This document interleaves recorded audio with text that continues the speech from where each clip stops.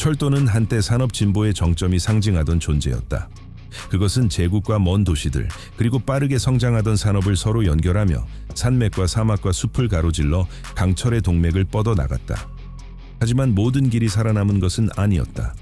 어떤 노선들은 잊혀졌고 버려졌으며 시간에 의해 지워졌다. 오늘의 영상은 버려진 철도 15곳에 대한 이야기다. 각각은 야망과 실수, 그리고 사라진 시대의 흔적을 자기만의 방식으로 품고 있다.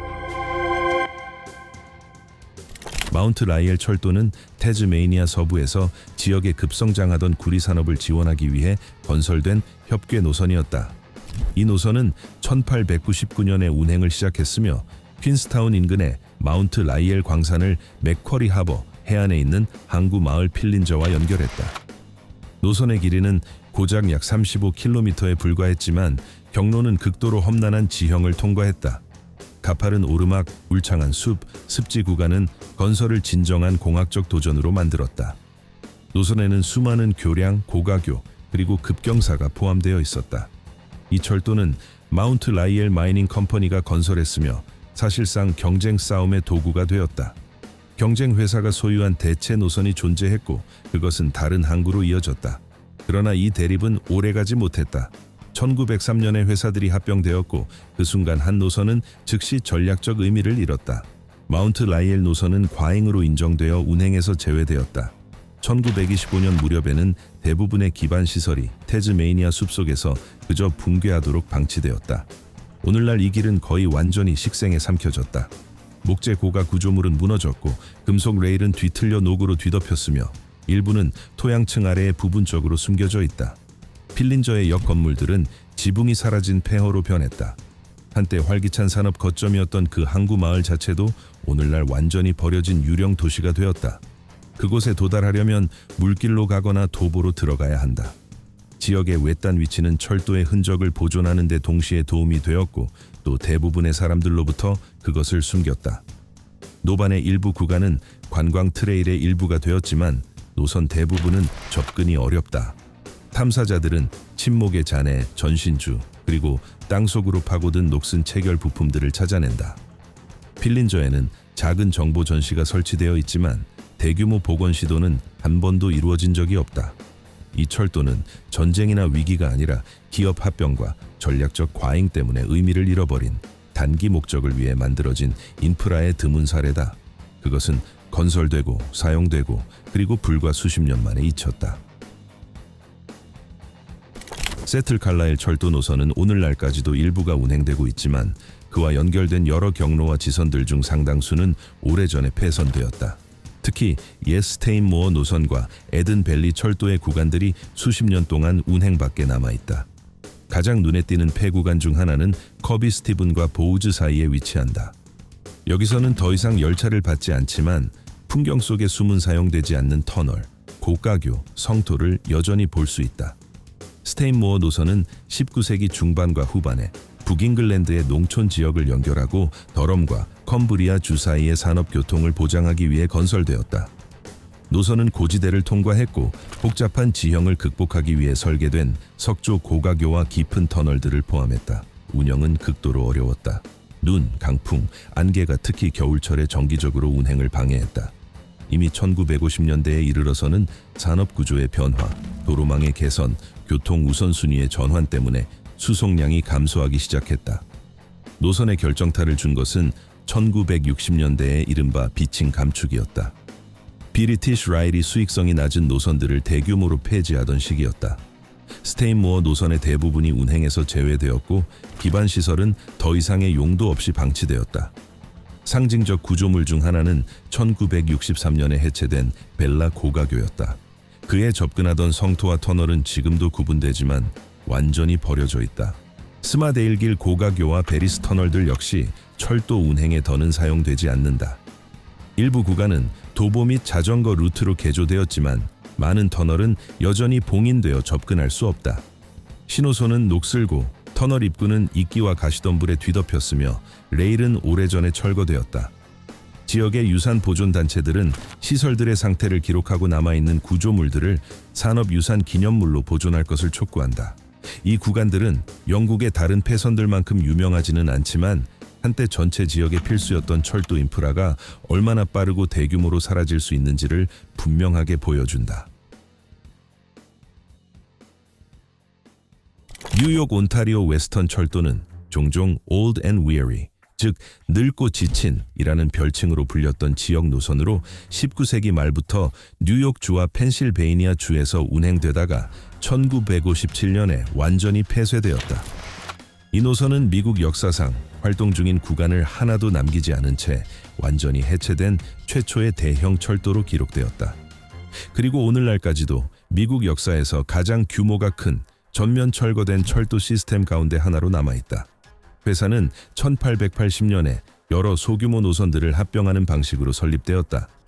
전성기에는 네트워크의 총연장이 500마일을 넘었다. 노선은 온타리오 호 남쪽 기슭의 오스위고를 뉴저지주 위호컨과 연결했으며 캐츠킬 산맥과 허드슨 강 계곡을 통과했다. 주요 수위고는 스크랜턴 지역의 석탄 수송과 뉴욕주 북부의 휴양지로 향하는 여객 수송이었다. 하지만 재정적으로 이 철도는 한 번도 안정적이었던 적이 없었다. 산악과 오지의 노선들은 유지에 막대한 비용이 들었다. 그리고 자동차 교통의 성장과 석탄 수요의 하락으로 인해 여객과 화물 수송이 급격히 줄어들기 시작했다. 다른 노선들이 산업 화물이나 교외 통근 수송으로 전환할 수 있었던 것과 달리 이 철대는 수익을 낼 만한 대안이 거의 남지 않았다. 1957년에 미국 주간상업위원회는 전면 청산을 승인했는데 당시로서는 전례가 없는 결정이었다. 폐쇄 이후 레일은 신속히 철거되었고 기반 시설은 매각되거나 그냥 방치되었다. 역들은 판자로 막히거나 완전히 철거되었다. 교량은 해체되었거나 붕괴하도록 남겨졌다. 노반의 전체 구간들이 숲속에서 사라지거나 사유지로 넘어갔다. 일부 차량기지 건물은 시간이 지나 주택이나 지방자치단체 건물로 바뀌었지만 철도의 물리적 흔적 대부분은 그냥 사라졌다. 로스코, 리빙스턴 매너, 월턴 같은 곳에서는 오늘날 옛 선로의 희미한 윤곽만이 보인다. 오래된 성토, 자갈 침상, 언덕의 잡초 무성한 절개지 같은 것들 뿐이다. 거의 완전히 사라졌음에도 Old and Weary는 철도 역사가들과 애호가들의 기억 속에서 계속 살아있다. 사람들은 이 노선을 아름다운 경관의 구간들로 그리고 진정으로 개척자적이었던 독특한 종말로 기억한다. 때때로 옛 선로 부지를 도보 및 자전거 길로 바꾸려는 프로젝트가 등장한다. 역사단체들은 지도, 문서, 그리고 일부 장비 요소들을 보존해왔다. 그러나 이 노선을 독특하게 만드는 가장 큰 요소는 그것의 절대적인 소멸이다. 대부분의 다른 철도들이 운영 중인 선로의 일부나 전용된 기반 시설을 남긴 것과 달리 이 노선은 완전히 존재를 멈췄다. 그 자리에 남은 것은 유령 같은 역, 텅 빈 숲의 공터, 그리고 레일 없는 길게 뻗은 초록의 회랑뿐이다. 한때 캐츠키를 지나 더 멀리 지평선으로 향해 달리던 기관차들에 대한 기억만이 남았다. 일본의 구로베 협곡 철도는 오늘날까지도 인기 있는 관광 노선으로 일부가 운행되고 있다. 그러나 그 초기 기반 시설의 상당 부분, 특히 수력발전소 건설 시기에 만들어진 화물지선들은 현재 버려졌거나 출입이 통제되어 있다. 이 시스템은 도야마 현에서 간사이 전력회사가 댐 건설 예정지로 노동자, 장비, 건설 자재를 운송하기 위해 1920년대와 1930년대에 구축했다. 철도는 숨겨진 보조 지선, 비밀 터널, 케이블 리프트, 그리고 구로베 댐 지역을 포함한 임시 공사 현장으로 이어지는 협궤 노선들을 포함했으며 구로베 댐은 1963년에 완공되었다. 이들 노선의 다수는 애초에 장기 운행을 전제로 만들어진 것이 아니었다. 댐 공사가 끝난 뒤 기반 시설의 상당 부분은 그 자리 그대로 방치되었다. 고지대의 지선, 막다른 선로, 굽이치는 구간, 터널들은 협곡에 접근하기 어려운 지역에서 버려졌다. 오늘날 이 구간들은 절벽과 숲과 낭떠러지 사이에 숨겨져 있다. 레일은 산사태에 파묻혔고 교량은 유지 보수 없이 협곡 위에 매달린 채이며 선로는 식생으로 뒤덮였다. 이런 지선들 대부분은 도로로도 도보로도 접근할 수 없고 항공사진이나 현재 운행 중인 관광 노선에서만 보인다. 회사는 안전 문제를 이유로 터널 입구를 폐쇄하고 표지판을 제거했다. 그럼에도 불구하고 열성가들은 오래된 지도와 기록 문서를 바탕으로 이 잊힌 선로의 존재를 계속 기록한다. 버려진 노동자 캠프와 부속 건물들은 노선 주변에 지금도 남아있으며 눈과 비로 무너져 가고 있다. 도심의 폐허와 달리 이 철도들은 숨겨져 있고 접근이 어렵다. 그것들은 일본 산업사의 비밀스러운 층이다. 거대한 그러나 일시적이었던 공학적 노력의 흔적이 산속에서 영원히 멈춰선 채로 남아있다. 국제철도역 캄프랑은 스페인 피레네 산맥에서 프랑스 국경과 가까운 곳에 위치하며 한때 범유럽 철도 교통의 장엄한 관문으로 구상되었다. 1928년에 개통된 캄프랑 노선은 프랑스의 포와 스페인의 사라고사를 솜포르트 터널을 통해 산악지대를 지나 연결했다. 캄프랑 역 건물 자체는 이처럼 외딴 장소치고는 비정상적으로 거대했다. 건물 길이는 약 240m, 창문은 300개가 넘고 문은 거의 360개에 달했다. 사람들은 이곳을 종종 산들의 타이타닉이라고 불렀다. 웅대한 야망과 고립된 위치 때문이다. 이 철도는 20세기 초의 정치적 경제적 열망의 산물이었다. 프랑스와 스페인은 서로 다른 궤관을 사용했기 때문에 역은 거대한 세관 및 환승 허브로 설계되었다. 여기서 승객과 화물은 검사를 받고 다른 시스템의 열차로 갈아탔다. 규모와 기대에도 불구하고 노선은 계획된 수준의 교통량에 도달하지 못했다. 외딴 위치, 복잡한 국경 간 조정, 혹독한 산악 환경은 운영 비용을 극도로 비싸게 만들었다. 제2차 세계대전 동안 캄프랑은 잠시 전략적 중요성을 갖게 되었다. 역은 나치 독일과 프랑코 치하의 스페인 사이에서 첩보 활동, 금의 이동, 밀수의 거점으로 사용되었다. 캄프랑을 통해 나치가 약탈한 금이 운송되었다는 정보도 존재한다. 전쟁 이후 노선의 중요성은 급속히 떨어졌다. 1970년에 프랑스 측에서 화물 열차가 탈선해 핵심 교량을 파괴했고 프랑스는 이를 복구하지 않기로 결정함으로써 사실상 국제 철도 연결을 끊어버렸다. 스페인 구간은 제한적인 국내 운행을 계속했지만 국제 기능과 역 자체는 사실상 버려졌다. 이후 수십 년 동안 건물은 황폐해졌다. 깨진 창문, 벗겨진 페인트, 플랫폼과 선로에서 자라나는 식물들. 사진가들과 도시 탐험가들은 캄프랑을 상징적인 장소로 만들었다. 하지만 최근 몇 년 사이 이곳을 보존하고 되살리려는 시도가 시작되었다. 2010년대에 스페인 정부는 복원을 시작하며 단지의 일부를 고급 호텔과 박물관으로 바꾸고 프랑스와의 철도 연결을 복구하겠다는 계획을 내놓았다. 일부 선로 구간은 이미 재개통되었고 제한적인 철도 운행이 이루어지고 있지만 완전한 국제 노선은 아직 복원되지 않았다. 오늘날 캄프랑은 유럽에서 가장 인상적인 폐철도 건축 유산 가운데 하나다. 그것은 과거와 미래 사이, 황폐와 부활 사이에 걸려 있다. 현실에 비해 너무 거대했던 지정학적 야망의 말 없는 상징처럼.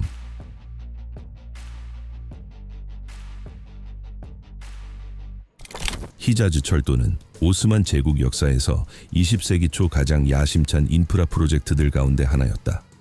이 노선은 시리아의 다마스쿠스와 오늘날 사우디아라비아 영토에 있는 성지 메디나를 연결하는 전략 노선으로 기획되었다. 철도의 주된 목적은 이슬람 성지로 향하는 순례를 용이하게 하고 아라비아 반도의 외딴 속주들에 대한 제국의 통제를 강화하는 것이었다. 공사는 1900년에 시작되었고 이미 1908년의 노선은 메디나에 도달했다. 총연장은 거의 1300km에 달했다. 메카까지 연장하려던 계획은 재정적 제약 때문에 끝내 실행되지 못했다.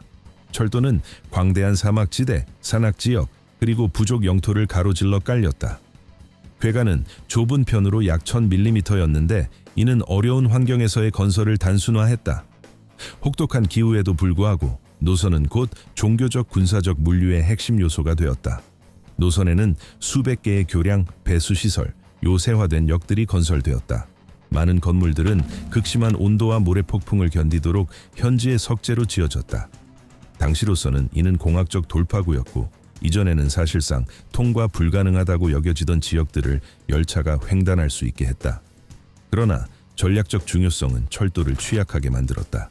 제1차 세계대전 동안 이 노선은 오스만 제국에 맞선 아랍 반란의 주요 표적 가운데 하나가 되었다. 아라비아의 로렌스로 알려진 토머스 에드워드 로렌스가 이끄는 반란군 부대는 교량을 폭파하고 선로를 해체하며 열차를 기습하는 파괴 공작을 수행했다. 이 공격들은 오스만 군대의 보급을 심각하게 마비시켰다. 전쟁이 끝날 무렵 노선의 상당 부분은 기능을 상실했다. 오스만 제국의 붕괴 이후 철도는 끝내 전 구간을 복구하지 못했다. 20세기 중반까지도 일부 구간은 특히 요르단과 시리아에서 여전히 운행되었다. 하지만 정치적 불안정, 국경의 변화, 만성적인 재정 부족이 추가적인 쇠퇴를 불러왔다.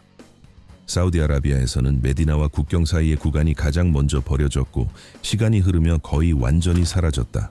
오늘날 히자즈 철도는 사막과 바위 고원을 가로질러 흩어진 단편들로 존재한다. 레일은 열기에 휘어지고 녹으로 덮여 있다. 석조역들은 모래 사이에서 반쯤 무너진 채 서 있다. 급수탑과 기관차들은 사라진 시대에 움직이지 않는 기념물이 되었다. 100년이 넘기 전에 폭파된 일부 교량들은 지금도 성토 옆에 잔해로 남아있다. 요르단에서는 일부 차량과 여기 박물관 전시물로 보존되었고 암만 근처에서는 때때로 짧은 관광 열차가 운행되기도 한다. 시리아에서는 무력 분쟁이 남아있던 조각들에 추가적인 피해를 주었다. 열성가들과 역사가들은 노선을 계속 조사하며 사진과 현장 기록으로 잔해를 남긴다. 히자즈 철도는 전환기의 상징이 되었다. 제국의 야망이 전쟁, 반란, 그리고 새로운 정치적 경계의 현실과 충돌하던 시기의 상징이다. 경제적 이유로 사라진 다른 많은 폐철도들과 달리 이 노선은 의도적으로 파괴되었고 끝내 복구되지 않았다. 오늘날 그것은 사막을 가로질러 사라진 제국의 해골처럼 뻗어 있다. 권력과 저항, 그리고 가장 대담한 공학적 꿈조차 용서하지 않았던 시간에 침묵하는 흔적으로. 리오 투르비오 철도는 파타고니아 남부 칠레 국경 근처에 위치한다. 이 노선은 1950년대에 리오 투르비오 탄광의 석탄을 리오 가에고스 항구까지 약 250km 운송하기 위해 건설되었다. 노선은 국영 석탄 회사가 운영했으며 괴간 너비는 750mm인 협궤로 만들어져 지역의 혹독한 기후 조건에 적합했다. 이 철도는 20세기 중반 아르헨티나의 에너지 전략에서 가장 중요한 요소가 되었다. 노선은 얼어붙은 평원, 초원, 그리고 당시에는 자동차 도로가 사실상 존재하지 않았던 외딴 지역들을 통과했다. 증기기관차들은 매일 석탄을 실은 긴 편성을 해안으로 끌고 갔다. 화물 운행 외에도 광부들과 그 가족을 위한 제한적인 여객 운행이 존재했다. 노선을 따라 작은 정착지들이 성장했다. 역들, 수리기지들, 그리고 옵슬루즈바유시의 마을들. 그러나 이미 1980년대에는 철도는 쇠퇴하기 시작했다. 석탄 수요의 감소, 만성적 자금 부족, 그리고 자동차 운송과의 경쟁이 지속 가능성을 약화시켰다. 1990년대 말에는 운행이 완전히 중단되었고 노선은 보존 상태로 묶였다. 오늘날에도 상당한 구간에서 선로는 여전히 놓여 있지만 방치된 상태다. 기관차와 객화차들은 차량 기지에서 녹슬고 레일은 혹한으로 변형되거나 모래에 파묻혀 있다. 어떤 곳에서는 교량이 붕괴했고 배수 시설이 무너져 노반이 끊겼다. 다른 곳에서는 인프라스트럭처가 거의 손대지 않은 듯 보이지만 역시 잡초가 무성하다. 여러 해에 걸쳐 노선을 되살리거나 칠레와의 국경 간 연결을 만들자는 제안들이 있었지만 어느 것도 실현되지 못했다. 이것은 세계에서 가장 남쪽에 있는 버려진 철도들 가운데 하나다. 그것은 산업시대의 상징일 뿐 아니라 고립과 극한 기후 속에서 대규모 인프라를 유지하는 일이 얼마나 어려운지의 상징이기도 하다. 오래된 파타고니아 익스프레스는 공식적으로 라트로치타로 알려져 있으며 한때 아르헨티나 파타고니아의 외딴 지역을 통과하던 생명줄 같은 협궤 철도였다. 노선의 건설은 1922년에 시작되었다. 결국 철도는 추부트주에서 리오네그로 주까지 약 420km 뻗었다. 괴간 너비는 750mm였는데 이는 약 2피트와 5과 반 인치에 해당하며 이 규모의 협궤 철도 가운데 20세기 후반까지 살아남은 드문 사례들 중 하나였다. 이 철도는 파타고니아 고원의 인구가 희박한 정착지들을 연결하는 데 핵심적 역할을 했고 혹독하고 거의 사람이 없는 지역을 가로질러 양모, 가축, 그리고 필수 물자를 운송했다. 독일과 미국에서 구매한 증기기관차들은 극한 조건을 견뎌야 했다. 얼어붙는 겨울, 허리케인급 파타고니아 바람, 외딴 역들, 흔들리는 목재 승강장, 눈 덮인 선로. 그러나 상업적 성공은 끝내 이루지 못했다. 험한 지리, 낮은 인구 밀도, 그리고 자동차 운송의 점진적 성장으로 노선은 서서히 쇠퇴했다. 1970년대에 이르러 화물량은 최소 수준이 되었고 1992년에 정부는 전기 열차 운행을 공식적으로 중단했다. 그럼에도 철도는 완전히 사라지지 않았다. 일부 구간은 관광 노선으로 남아 빈티지 증기기관차들이 오늘도 에스켈과 인근의 나우알판 사이를 운행한다. 하지만 원래 노선의 대부분은 버려졌다. 녹슨 레일은 파타고니아의 오지로 뻗어나간다. 역들은 판자로 막혔거나 무너져 내리고 객차들은 하늘 아래에 서 있으며 어떤 곳에서는 바람이 가져온 모래가 선로를 덮거나 관목과 풀에 삼켜져 초원의 풍경과 섞여버렸다. 작가 폴 서루는 1970년대에 이 노선을 탔고 자신의 여행을 오래된 파타고니아 익스프레스라는 책에 담았다. 그 덕분에 철도는 국제적 명성과 낭만적인 분위기를 얻게 되었다. 그러나 그 이미지 뒤에는 거친 현실이 있다. 노선의 대부분은 오늘날 접근이 어렵고 심각한 붕괴 상태에 놓여 있다. 관광을 위해 더 긴 구간을 복구하려는 시도는 여러 차례 있었지만 늘 자금 부족과 물류상의 어려움에 부딪혔다. 그 결과라 트로치타는 단편적으로만 존재한다. 살아있는 박물관이자 동시에 남방우에서 가장 고립된 지역 중 하나를 가로지르는 길고 버려진 역사띠로. 에리트레아 철도는 동아프리카에서 이탈리아의 식민 통치 시기에 건설되었다. 공사는 1887년에 시작되었다. 노선은 홍해 연안의 항구 도시 마사와를 내륙의 수도 아스마라와 연결하고 이후 아고르다트와 비샤이아 방향으로 더 뻗어나가도록 계획되었다. 가장 크게 확장되었을 때 그 길이는 약 280km에 달했다. 이 프로젝트는 극도로 야심찼다. 철도는 해수면에서 고도 2300m가 넘는 높이까지 올라가며 사문석 같은 선형, 터널, 석조 고가교를 통해 산악 지형을 극복했다. 궤관 너비는 950mm로 당시 식민지 철도에서 흔한 규격이었다. 노선은 군사적 목적과 상업적 목적 모두에 사용되었다. 화물, 병력, 장비를 운송했고 해안과 내륙 지역 사이의 연결을 보장했다. 제2차 세계대전 이후와 이탈리아 통치 종료 뒤에도 철도는 영국 행정 아래에서 계속 운영되었고 에리트레아가 에티오피아의 연방 형태로 편입되었을 때 에티오피아 교통 시스템의 일부가 되었다. 1970년대와 1980년대에 에티오피아 에리트레아 갈등 동안 기반 시설의 상당 부분이 파괴되었다. 구간들은 폭격을 당했고 레일은 철거되었으며 역들은 황폐해졌다. 에리트레아가 1993년에 독립할 무렵 철도는 극히 열악한 상태였다. 국가당국은 부분적 복원을 시도했다. 오늘날 마사와와 아스마라 사이의 작은 구간은 복구되어 간헐적으로 사용된다. 하지만 아스마라 밖의 대부분 노선은 버려진 채 남아있다. 레일은 휘어지거나 끊어지거나 완전히 제거되었다. 케렌과 아고르다트 같은 도시의 역들은 판자로 막혔고 다른 용도로 개조되었거나 재용도로 쓰이지 않는다. 교량은 붕괴했고 터널은 매몰되었거나 의도적으로 폐쇄되었다. 그럼에도 버려진 구간들은 여전히 공학적 수준으로 사람을 압도한다.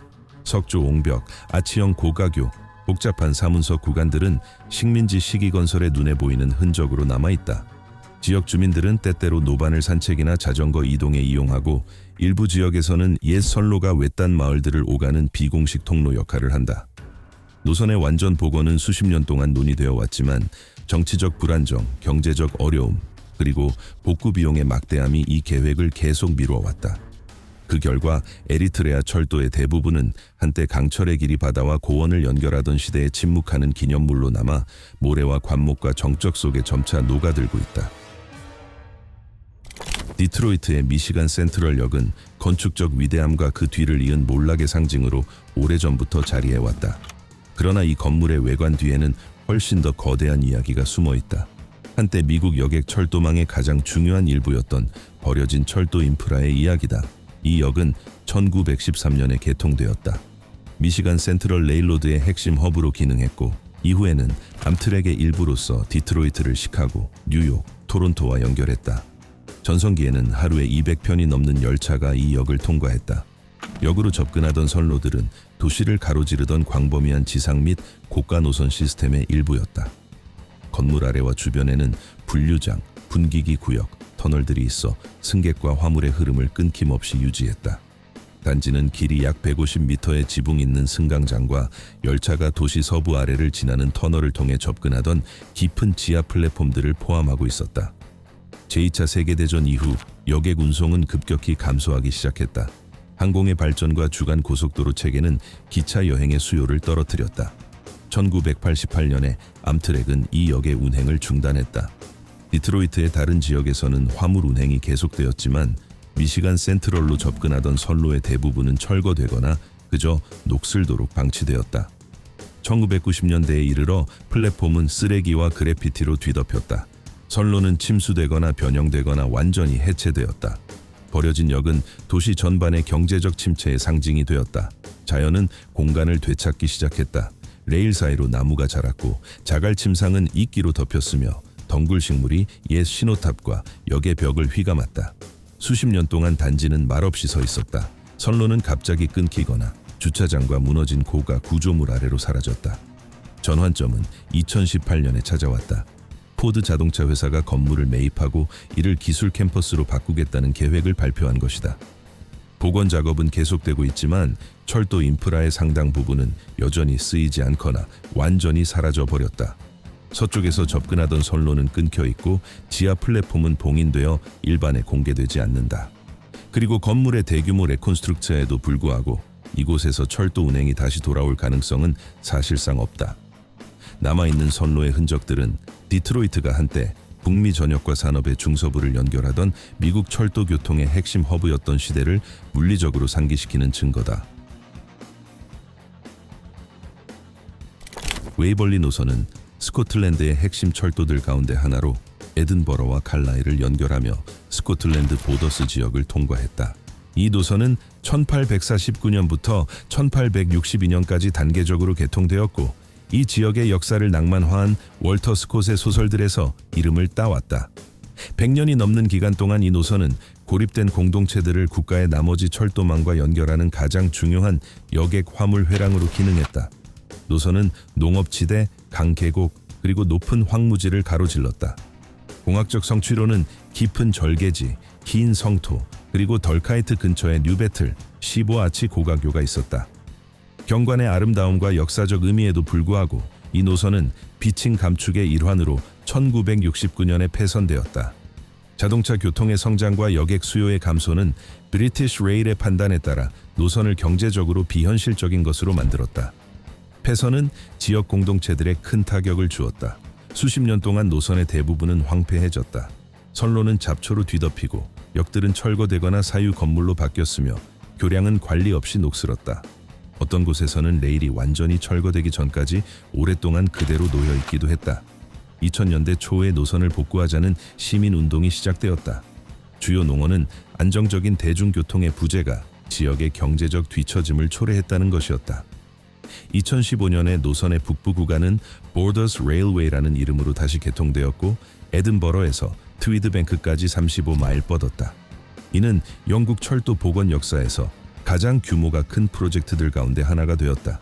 그러나 트위드뱅크와 칼라일 사이의 남부 구간은 여전히 버려져 있다. 노반의 일부는 트레일로 사용되고 다른 구간들은 완전히 방치되어 있다. 역들은 침묵하고 플랫폼은 이끼로 덮이며 터널과 교량은 서서히 붕괴해간다. 오늘날 남부 웨이벌리는 기억과 가능한 미래 사이 매달린 상태로 존재한다.